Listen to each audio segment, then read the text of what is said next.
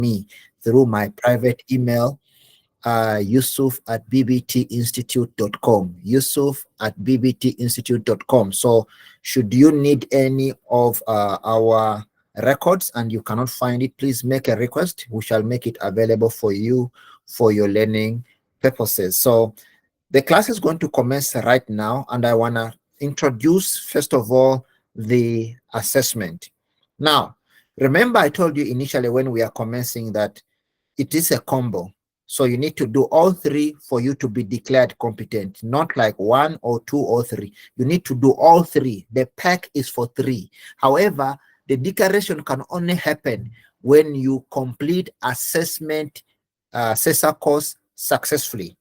The rest are followed by assessor, you being an assessor. Then you can be able to complete facilitation and then do moderation as the last unit standard. Now, when we unpack assessment, we have already discussed some of our key introductions onto assessment, that for anything as an individual, for any learning program to be given out into society, community, it has gone through the hands of an assessor. That's number one part. I mean, a lot of people ask us, what is the importance of an assessor? Who is an assessor? Where do I benefit? What is it for me? What is the value of being an assessor? Let me quickly make it clear.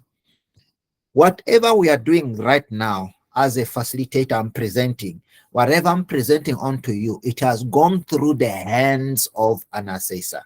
In other words, the assessor is literally an individual or a person who evaluates, make judgments, make analysis, and pass on a judgment for competency purposes. Competence against standards that have been set. That's an assessor. So in everything that we do, there is assessment. You can be an assessor at the same time facilitate the same learning program. So in everything that we do, we need an assessor to be present. Whether we are starting up a class, an assessor must be there, because the learning material that you are going to use literally requires an assessor to evaluate it and also endorse it for the learners to be able to fit into the assessment program or assessment practices. So without an assessor, we cannot have classes going on, because within the classes, one of the key documents that are required when you are facilitating a class is that you need to have a facilitation guide, the facilitation instrument, and then the assessment instrument or the assessment guideline, as well as the learner guide. Those are the main key documents. But what is in for the assessment instrument or the assessment guide is that it allows you to conduct or to design your facilitation plan based on the assessor's instructions. You cannot come up with your own instruction unless you are the assessor anyway. But if you are not the assessor, it means you must follow the instructions of the program. More especially, the program has got what is called the program outcomes or the objectives of the program. Those objectives literally need to be met for a learning program to be successful. Objectives needs to have been acquired or met successfully. Learners are only examined or assessed based on the outcomes of the program that have been suggested, and the outcomes will lead to the functionalities of any other process that will take thereof. Or subsequently, when a program is completed, what is left is the assessor to conduct assessment based on the outcome evidence. So the outcome evidence, what are these evidences? These are the submissions of the learner to the facilitator or to the assessor to be judged that they are indeed competent and they have been evaluated and they feel like they can be able to perform duties outside the learning environment. That is assessment process. Actually, we have just described the entire process is our assessment process, and we shall unpack it one after the other. But before we can unpack the assessment processes, looking at the assessment principles, we're gonna go back deeper to understand the reasons of assessment and how assessment comes into play. All programs, whether you are a registered training provider, whether you are not registered, whether the program that you are facilitating on is a registered program, and I'm going to explain that part. A registered program is a program that has been recorded onto the National Record Database of SACA. The South African Qualification Authority oversees all registrations of programs. So every individual program needs to be registered. For it to be successful in the industry where it has been assigned to, it must be registered to produce quality, qualified, endorsed individuals to perform duties for the benefit of the economic sector where the program has been assigned to. Every program that is out there is written or it has been developed to address a specific need. We are sure that you as training providers, you as trainers, you do not just facilitate for the sake of facilitating a program, but you are facilitating a program to meet the gaps that has been identified in a specific industry. You could be a technician in computer, and you know there are gaps in computer technical support. So you become a facilitator because you are a subject matter expert in that area. You might be an educator in the foundational phase or into any other environment. Maybe you are in the high school environment, and and you are facilitating maybe grade 10, 12, whatever case might be. It means that you are facilitating or you are training individuals to be able to add value in a specific industry. So those learners that you are teaching, they are being taught to fulfill a specific skill gap that was identified, that they will be able to fill up those gaps. The same applies to us into the corporate environment. You might go to a corporate company to train individuals to meet specific standards or to refresh their minds on specific content that they need for them to be productive in their workplaces. For you to test the productivity, for you to test the pass marks, for you to test the abilities, you need to assess. There's no way you can test those things without conducting an assessment. An assessment is literally testing individuals and evaluating the standards that they have been met as per requirements. So if you are able to mark and assess them, it means you are testing their abilities to perform duties outside the classroom environment, but in the workplace environment. That is assessment. And the person who conducts classroom environment is called a constituent assessor. Okay, a person who conducts an evaluation, who assesses in the classroom, we call this person a registered constituent assessor. It means he is specific in nature, that is only assessing individuals on a specific learning program to meet a specific assessment criteria. Do you understand what I'm saying? So you become what is called a registered constituent assessor. Each one of you here is going to become a registered constituent assessor because you are a subject matter expert. We call you an SME. So the subject matter experts, it means you have got specific skills that you have mastered in, and then all those skills, you need to transfer that knowledge maybe to somebody else. For you to do so, you need to register yourself as a constituent assessor or a constituent moderator, as we shall see in moderations. So it means you must be a subject matter. So there must be something that you are good at, that you are going to assess. So you cannot say I'm a generic assessor and you are going to assess everything. There's no such thing as generic assessment. Okay? Assessment is specific. In other words, you assess on specific standards that have been set. And the person who assesses must be a subject matter expert. You must have competency. You must have knowledge. You must have the knowledge prior onto whatever you are going to assess. The same way I'm facilitating, I am skilled in terms of facilitation, and I am knowledgeable in terms of assessment. I have the knowledge on assessment practices. That's why I'm sitting behind this computer and I'm explaining, or I'm discussing, and I'm facilitating the learning program. I am a subject matter expert of ODETP, right? So if I'm a subject matter expert of occupationally directed education and training development practices, it means I can only register for as an assessor for the specific program that I have competency in.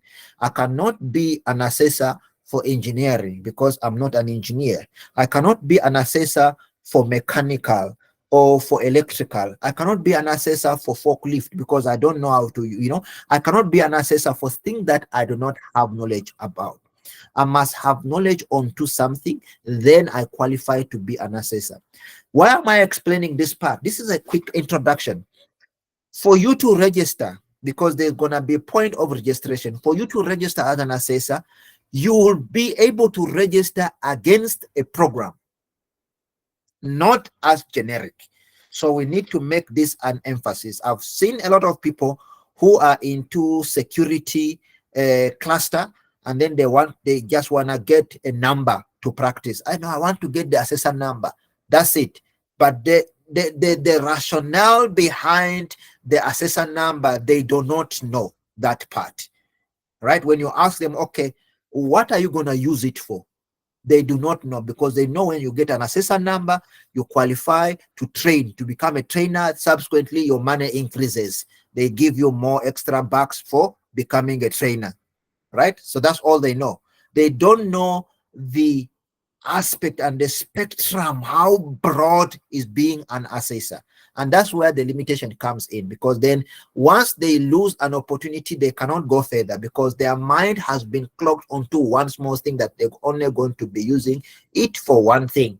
Whereas assessment cut cross in all areas. Go and visit a website or an internet. 115753 is a SACA ID number of this program, aligned to an occupational directed education and training development practices, NQF level 5, 15 credits. Look at this unit standard. This unit standard is applicable in all industries.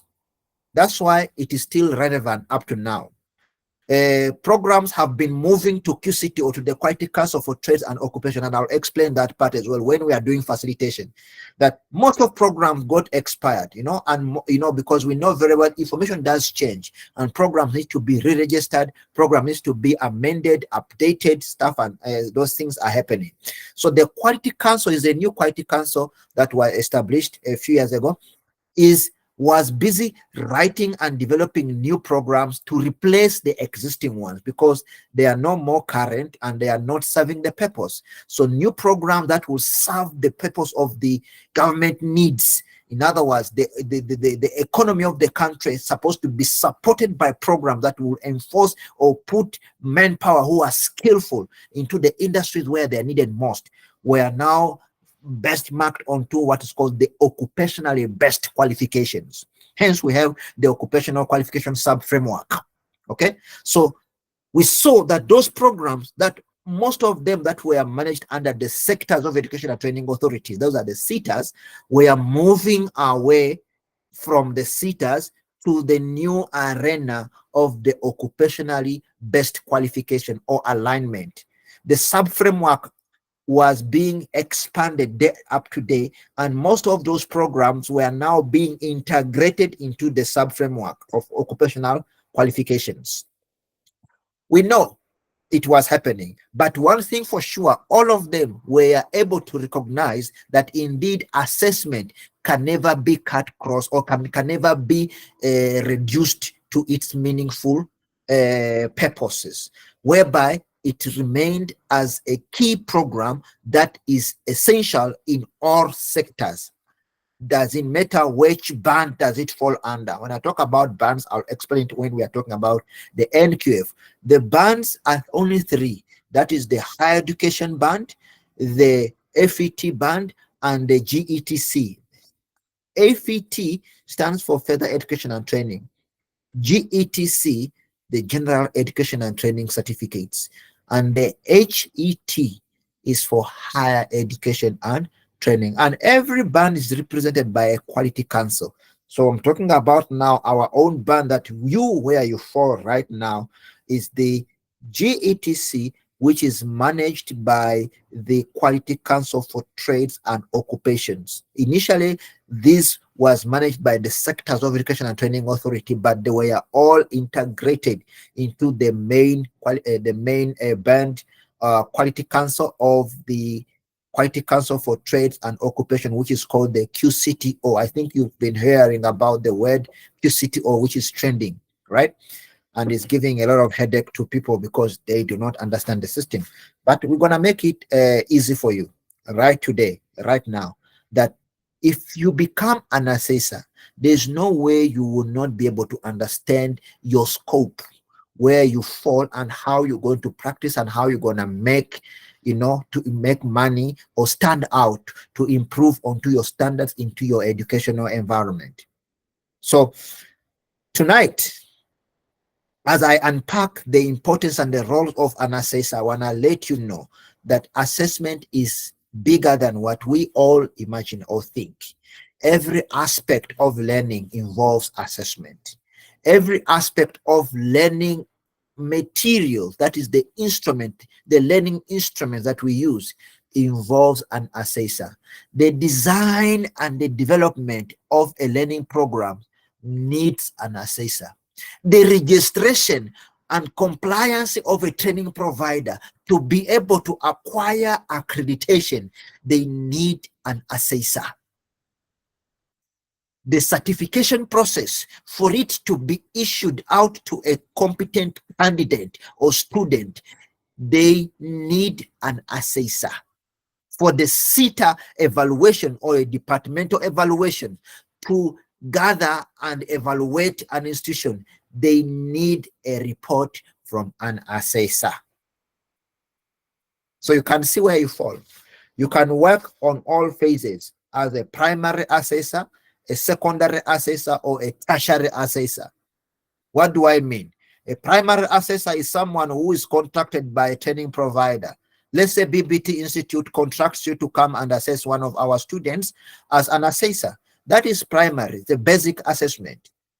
Whereas a secondary assessor is someone who's not only contracted by an institution, but is part of the institution to design policies and programs in the learning environment.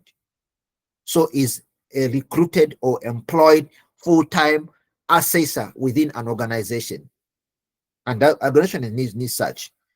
And then the tertiary one is someone now who evaluates. This person visit institution by institution to evaluate the standards of assessment that are being adopted by training institutions. So you can see how broad it becomes. So which one do you want to become? A primary, a secondary, or a tertiary assessor? It's your choice. All these are important and they are valuable. So I'm going to try to look at design or explain much more onto one thing. I want to bring myself much more larger and bigger onto the tile that I've just pinned onto the screen right now, so that most of you can see where is the facilitator. Who's this guy who's talking too much? I am the facilitator. And tonight, I'm unpacking. We're going to pause for a water break of 2 minutes only. And then when we return, we are going to go into deeper to understand the national qualification framework. Where do you have to say that I am performing my duties under the NQF system? And then we shall unpack it beyond to go into the quality controls where your assessment is required most. Then before we go into the forms of assessment that you need to assess, and how do we conduct assessment using the policies that we have developed as assessors, and also the principles of assessment that are embedded into those policies. Every institution needs a quality management system. Every institution needs we call it a QMS, quality management system. But who's responsible for that QMS? The academic QMSs, all of them are designed and developed by the program assessor, because every program must have its own policy on delivery. You cannot have one policy which is describing everything one for all. But every program has got its own delivery mode, delivery policy, and the delivery outline, how you going to deliver a specific program. And the person behind the delivery of that program is always the assessor, who plans and come up with all the tools required for a program to be successfully exited by a candidate. I'm going to pause here for a water break. When we return, we are going to go deeper to understand. Thank you so much.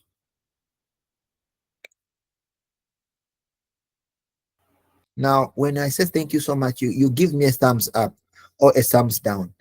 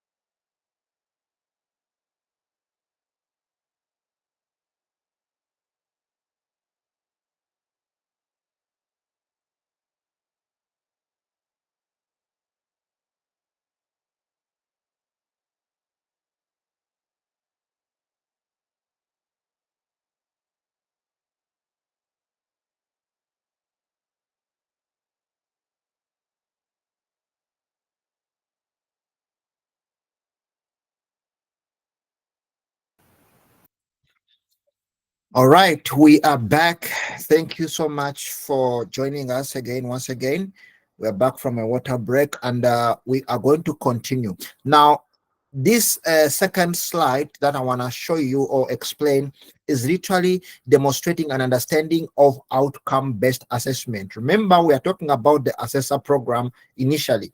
We are going to unpack it deeper and deeper and deeper as we finish up the third day. All of you will be competent assessors, and the time you sit down to complete your POE, you won't have any challenges. Now, the reason why I'm trying to go deeper is to make you understand that there's not any single person or an assessor who does assessment without understanding the National Qualification Framework, because the program that you are intending to facilitate or to assess literally is aligned to an NQF level. So why is the NQF level important? Number one, for you to understand the target group, you need to know the level. For you to understand the language policy you are going to adopt, you need to know the level. For you to understand the competency needs, you need to know the level.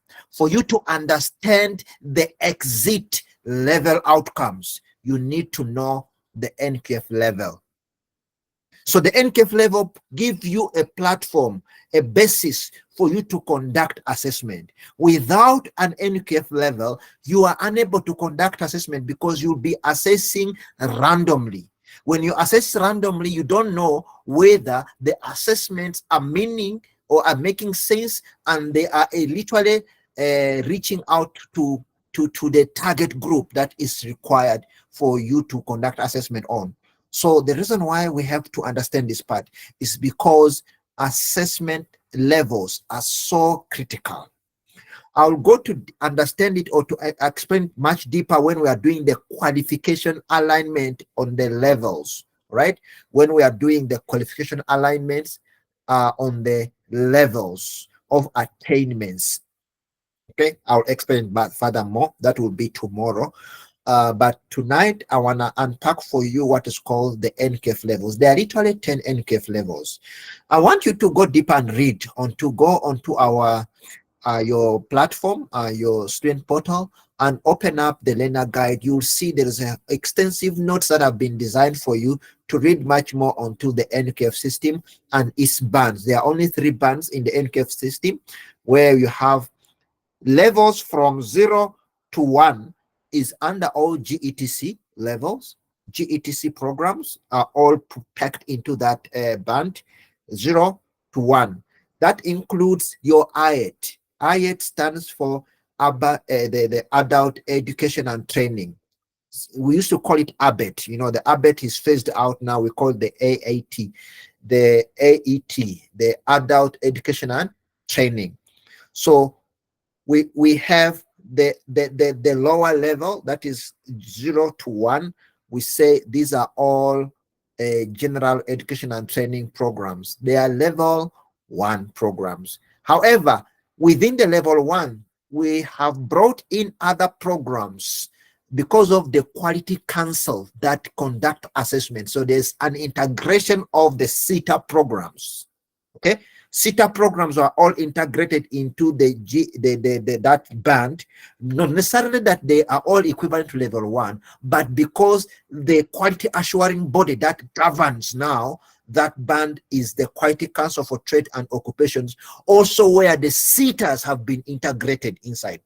But doesn't necessarily mean that the CETA programs are also all under level 1. No, CETA programs go up until NKF level 7. You know, we have seen that NKF level 5, 6, 7. So we have seen that most CETA programs have a higher level, more especially those who are under local government programs.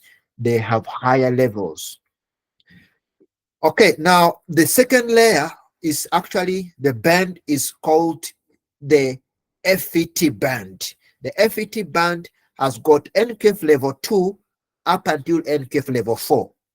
Go and read more about our NKF system into our learner guide. So go and download it from learner resources onto our portal. You'll see there is a learner guide that you can be able to download. I don't know if I can be able to share it right now. Otherwise,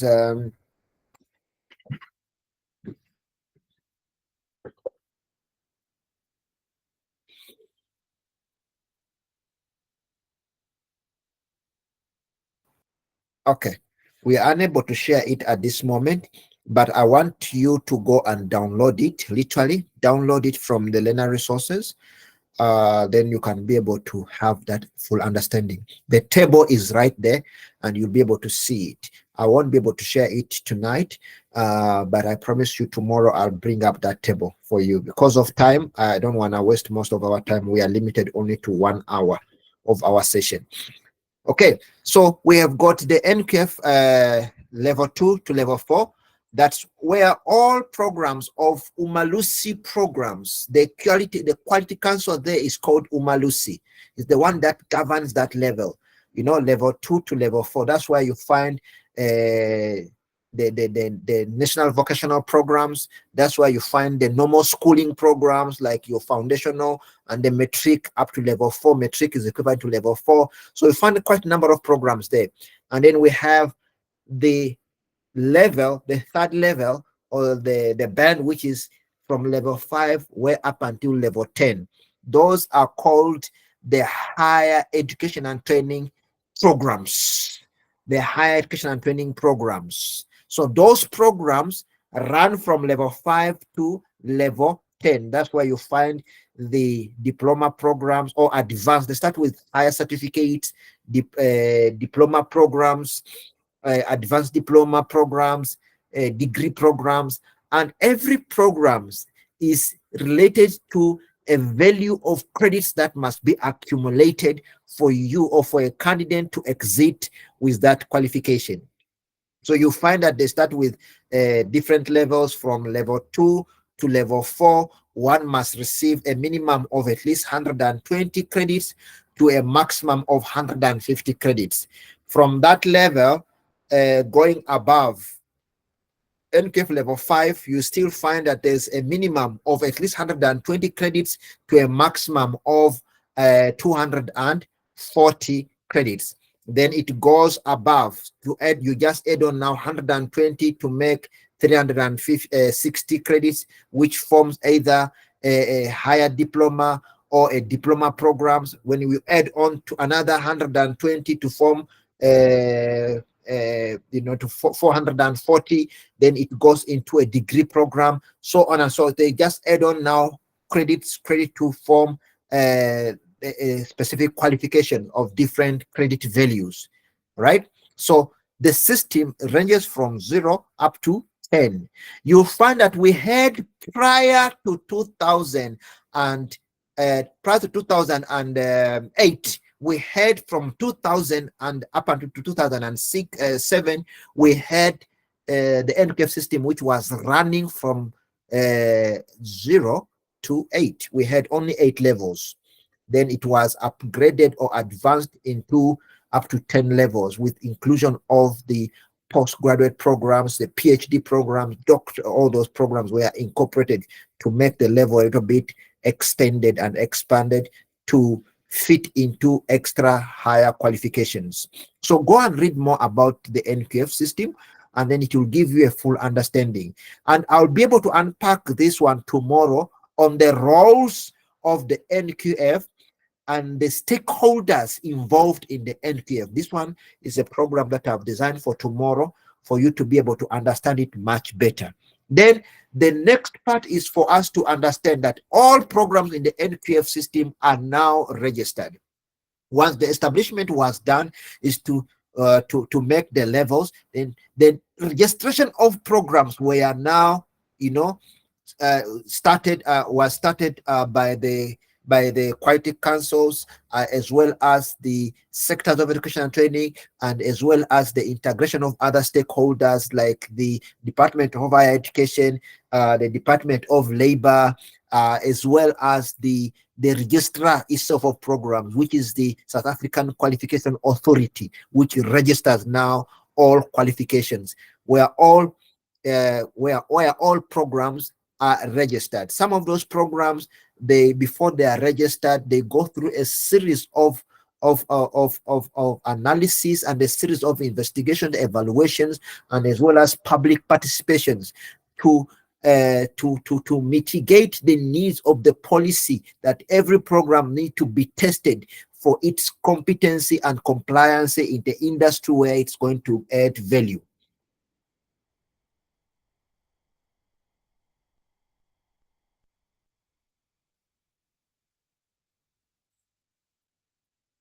So we move forward to understand that all programs must be registered onto the NQF system. That is one. All programs must be registered onto the National Qualification Framework, all programs. So there's what we call provider programs. As an assessor, we say it is your role to make sure that whatever program that you're going to assess is registered onto the NQF system. If it's not registered, you try to assist the training provider to make sure they undergo through the registration process to get their program registered, or you assist them to align the program to already an existing qualification on the NQF system. A lot of training providers want to come up with their own legacy programs or their own provider programs. So try to assist them.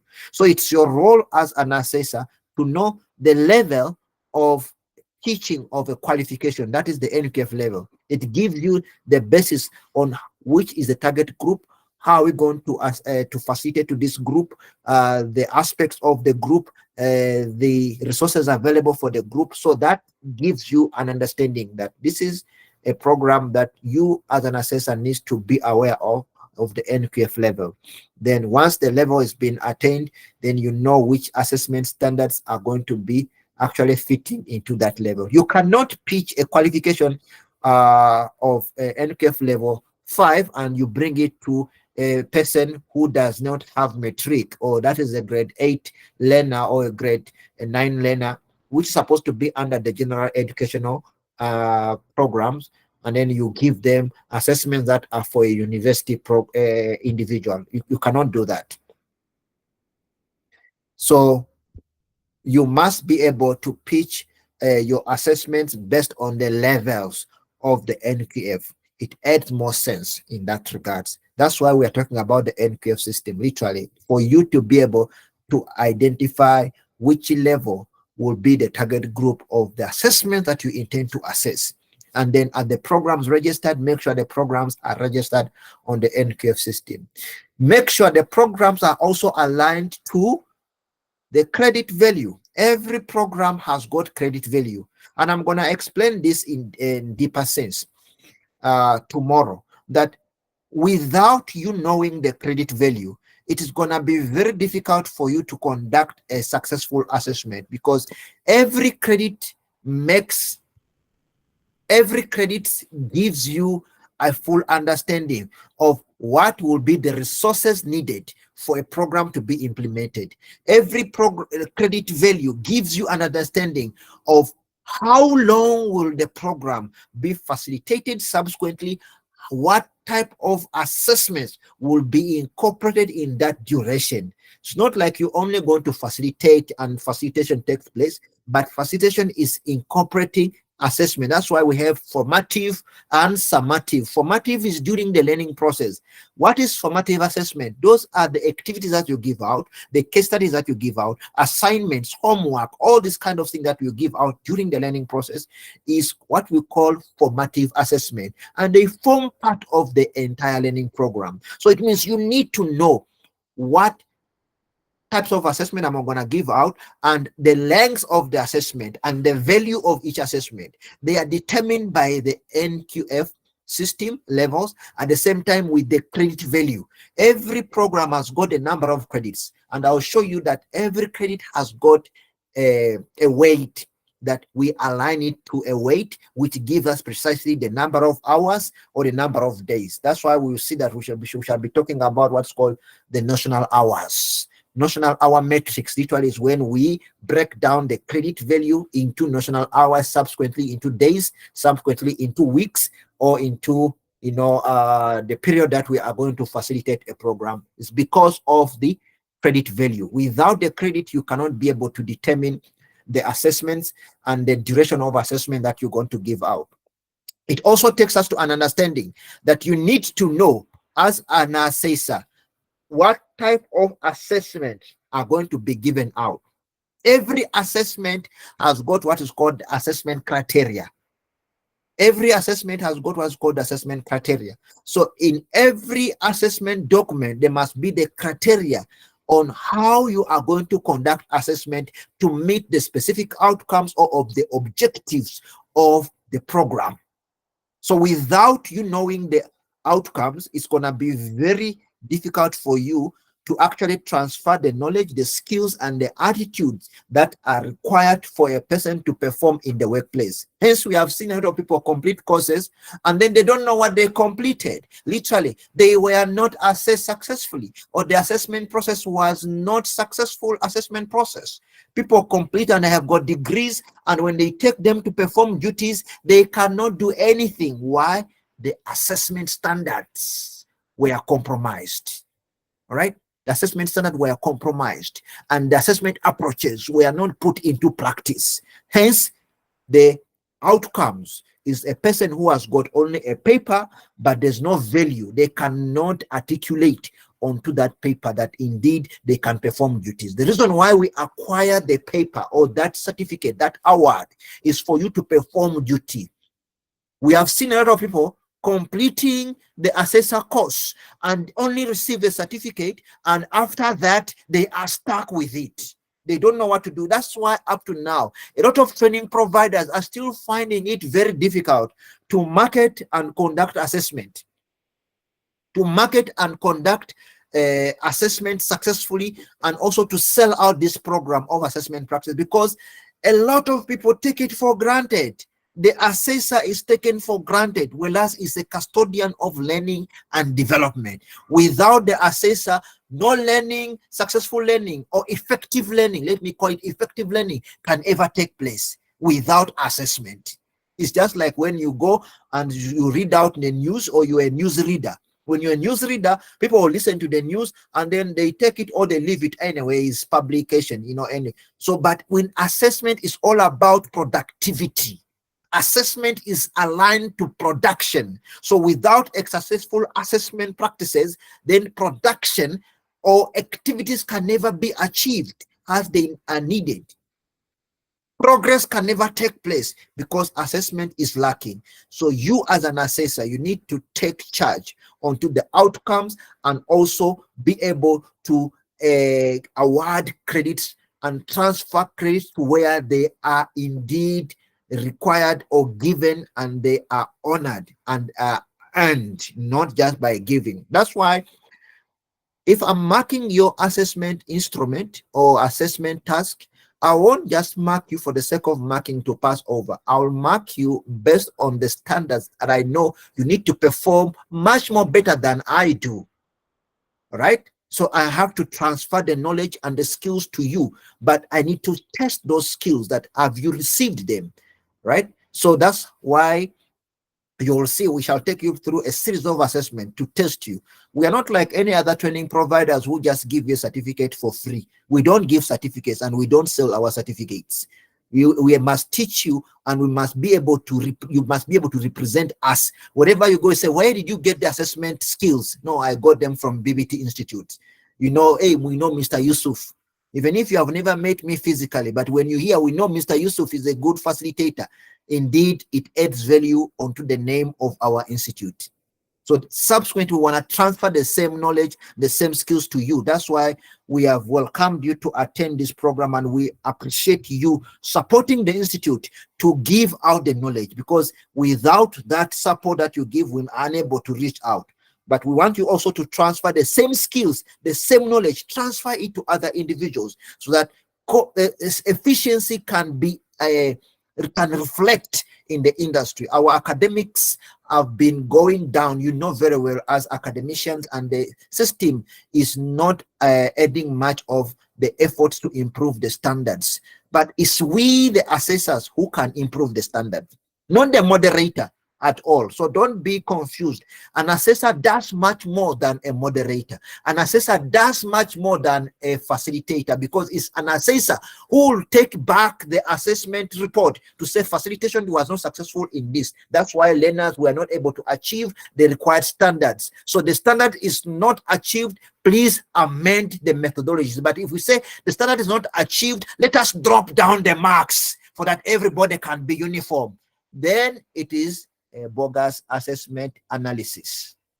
I'll say it is a bogus assessment analysis, because you cannot lower standards to meet the minimum standards because everybody got lower than the standards required. You need to go back and appraise the facilitation, the teachers who facilitated, the educators who were able to give out that knowledge. They were not up to scratch. So we need to go back, an assessor who goes back, to teach and train, reskill the methodologies of facilitators. One of the key concepts of facilitation we shall see that it is called facilitated learning using a variety of given methodologies. And who enforces the methodologies is you, the assessor. So we shall also look at the importance and the emphasis of quality, because it's the assessor who emphasizes on quality of learning that is taking place in the classes. If a facilitator is just lousy, is always not on time, is late, there is no assessment, there's no facilitation plan, there's no preparation, then he comes and talks, whatever he's talking is not aligned to the curriculum to achieve the minimum required information from the curriculum document, then what will be expected of the learners at the end of the year? That they won't be able to articulate to the standards that have been set by the national assessment benchmark standards. They won't be able to meet those standards. Why? Because the facilitation was not successful. We as assessors are the ones to emphasize on the quality of assessments, facilitation, at the same time the delivery of the programs. We scrutinize the assessors, I mean the facilitators, and also we go deeper to analyze how facilitation is taking place in the classroom. It is the assessor who does that. Okay, because we are SMEs, we are subject matter expert. You don't want someone to play around with your subject and you know you have the content, but someone is actually playing with the future of those children, right? Or of the trainees that they are busy facilitating to. They are actually spoiling and damaging the entire system. So we're looking at the quality of assessment, which will emphasize onto the standards to be met. Okay, then the moderators will follow. Only when an assessor verifies and give a positive answer, that's only when the moderation takes place, because moderation is literally an evaluation of what has been assessed. An evaluation of what has been assessed is done by the moderator, but with the evidence from the assessor. The assessor report gives the evidence to the moderator that indeed assessment did take place, facilitation did take place, learners did perform something, but this is how they can be evaluated. So it's the platform that you give the moderator, they will be able to pass on a judgment to uphold the information or not to endorse. Simple as that. The verification of the quality councils and the sitters cannot take place when the assessment report is not available. So you can see it is you controlling the entire system as an assessor. So we want to encourage assessors to be serious. I don't take actually assessment very lightly, because I know it governs the entire educational system.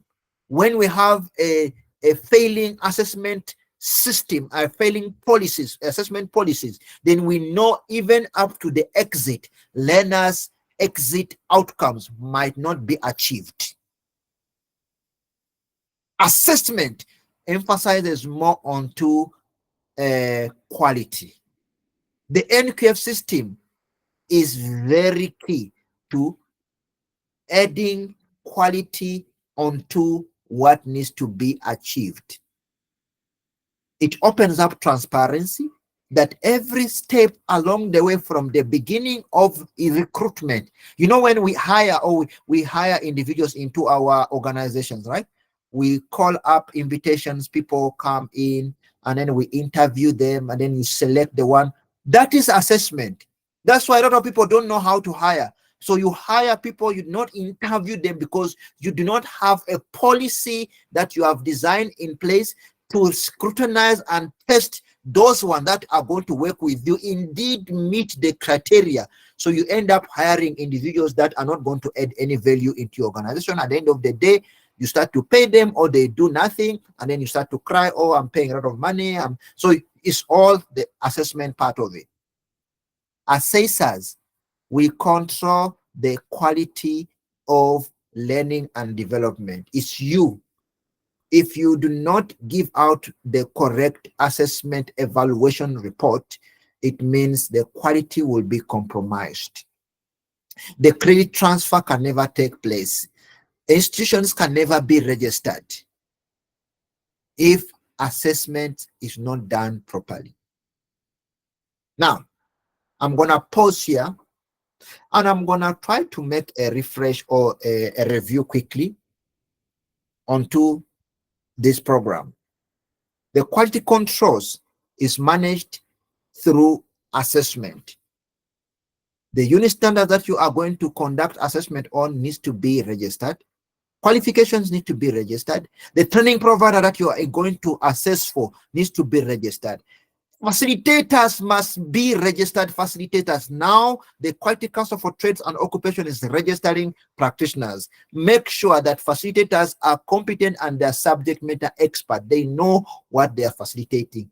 Assessment yourself, you need to know that you are registered as an assessor, and the institution that you are going to work for indeed is a registered institution, or you know the Quality Council. The course material, that is the material that you are going to use during the entire learning process must be evaluated by yourself, the assessor, and the moderator.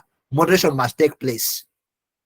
And the programs must be either aligned to exit level outcomes or to unit standards. Every program is aligned to exit level outcomes, specific outcomes, or to the unit standard specific outcomes. So now, even though some programs are exiting and they are being redesigned or redeveloped into occupationally based qualification, still we have what is called the components of the program that must be met. That's the knowledge component, the practical component, and the workplace based modules needs to be achieved successfully. And it's all done by the assessor. And then you are able to conduct evaluations using the principles of assessment.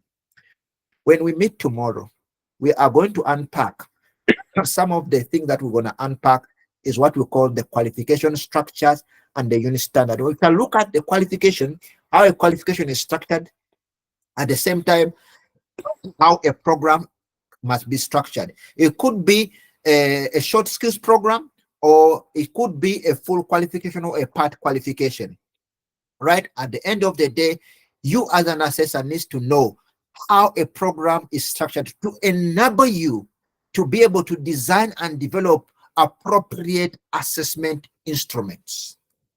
Until we meet again, unless you have any questions, please do send in those questions into the Q&A or send them through our platform. We can be able to answer you successfully, or keep those questions, research more of those very questions. You find that you have the answers already by yourself, and you can be able to come back and give us the outcomes of your answers. We can chat a little bit of it tomorrow when we meet into our next class.